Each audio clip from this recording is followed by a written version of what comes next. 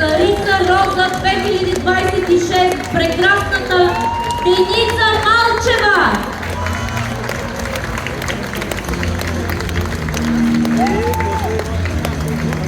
Тя носи в себе си нежността на розовия цвят, красотата на българската жена и благородството на традициите, които казанът пази и предава през вековете.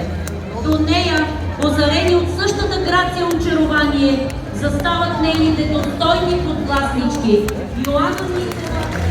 Официално в този момент започва една красота. И много интересни моменти. Започваме с Момичетата от четвъртите групи на детските градини в община Казанлък, участнички в шоу Принцеси на розата 2026. На вечерието на Деня на детето, след впечатления, с много настроение, красота и детско очарование, те достойно представиха своите детски градини и показаха любовта си към традициите и духа на града на розите. детска градина Пчелица с филиал в село Бузовград с директор Надежда Цочева. Силни аплодисменти за малките пчелички. Детска градина Славейче с филиал в село Ръжена с директор Петя Георгиева. Аплодисменти за тях. Детска градина Слънце с филиал в село Кънчево с директор Неиля Попазова. Още силни аплодисменти, уважаеми дами и господа, за най-малките, за най-прекрасните, за детските градини на град Казанлък. Пред нас дефилира една истинска слънчева градина с много обич и празнично настроение. В шествието се включват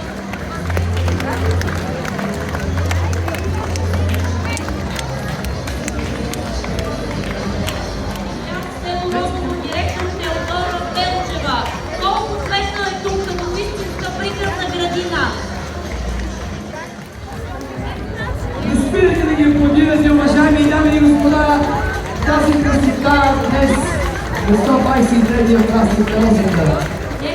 Дневни центрове за деца и пълнолетни лица с увреждания, както Казанлък, и защитено жилище за лица с недостаналост в село Тунавци, защитено жилище на деца с недостаналост и центрове за настаняване от семейен тип за деца без увреждания и за деца и младежи с увреждания под ръководството на Нели Бонева.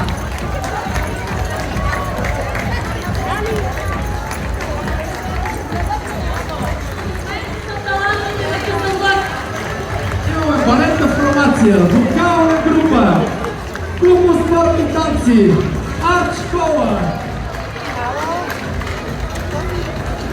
Академия за таланти село Розово, директор Калинка Богданова. Аплодисменти за талантливите деца. Тейквондо клуб Киритала. Град Шумен, здравейте Шумен!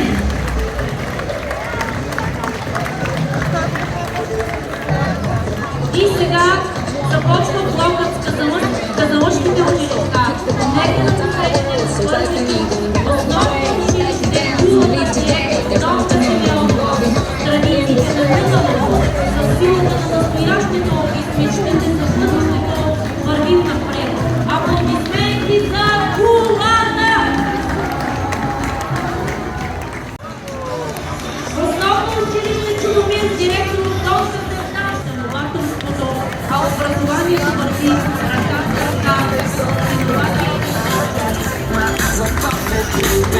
Основно училище Чудомир с директор Долга Сапанска. Новостта и красотата от всеки един ден. Аплодисменти отново за България, след тях пристигат основно училище Свети Паисий Хилендарски, директор Мария Школева. Основно училище Свети Паисий Хилендарски е наследник на първото светско училище Новенската Макалан, град Шумен. Вече при нас пристигат основно училище Долска Шибиров с директор Валерий Попов.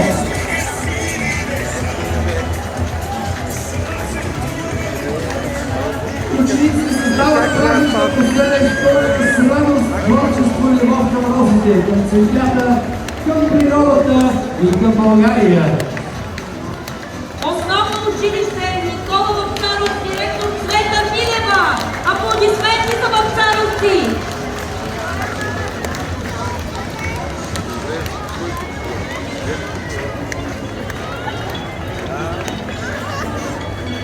След тях са средно.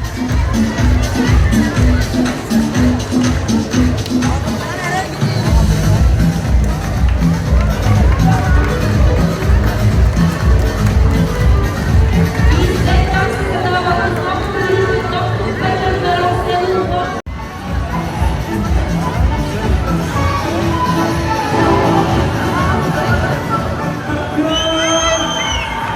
Как се разпончи? Така дума. Основно училище доктор Петър Беров, село Шейново, директор Златка Ташева.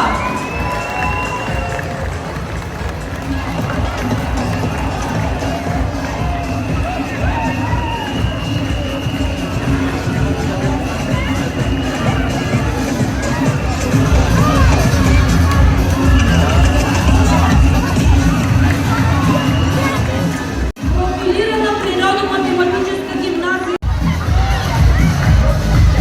Профилирана хуманитарна гимназия Свети Кирил и Методий Марков Силия Борислав.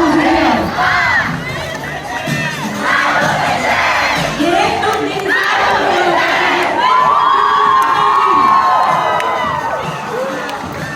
Профилирана гимназия академик Петко Стайнов, директор Нено Пенчева. Професионална гимназия по лека промишленост и туризъм, директор Антони Илиев. Танцуваме си готино ние! Кратка само празнува! 123-я празник на розата!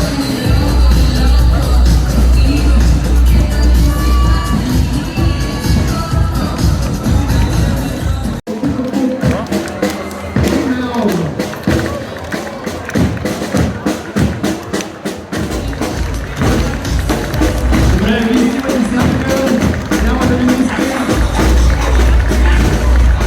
Искам да сте шумни, шумни, шумни! Професионална гимназия Иван Хаджиетов, директор Георги Даскалов.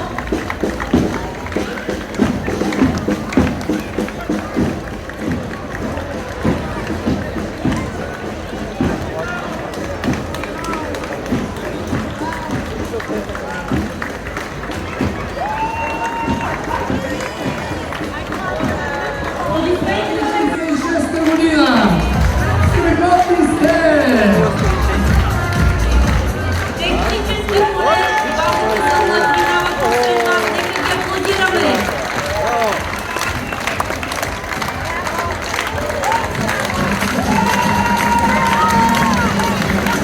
Технически колеж София, базата за наука Технически университет София е създаден през 2017 година. Девизът на колежа е успехът започва тук и расте заедно с теб. Аплодисменти за тях!